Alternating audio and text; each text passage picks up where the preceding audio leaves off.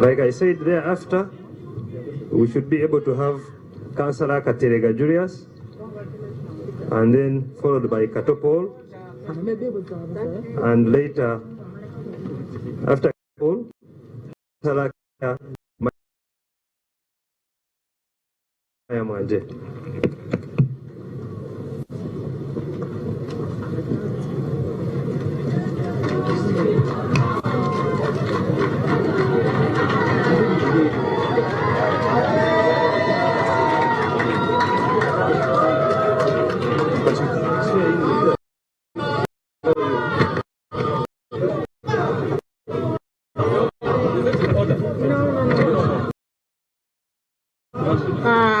Please, the earlier on warned, let's respect the court and the decorum. Please, that is we are in a multi-party system. Please, at least you remove that one.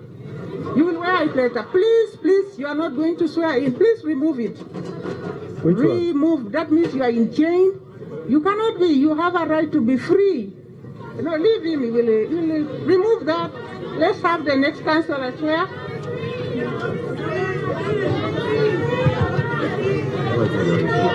Please. Order for him to swear, then he can again make whatever. Please. Yes. No, you're not supposed to hand us like that. This is my... Yes.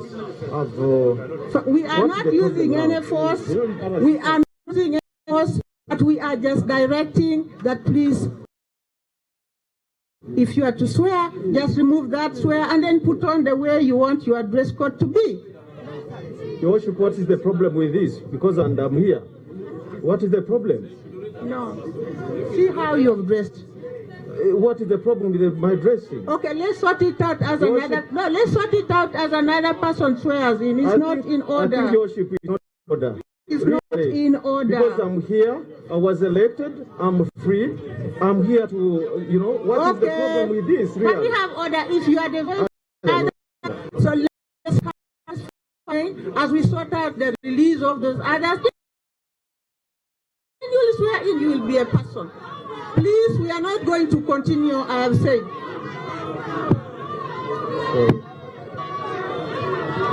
We are not going to swear him unless he removes those things. Yeah, but those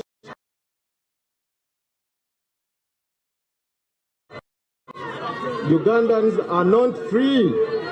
Ugandans are not free. Continue unless you change. Can we remove that?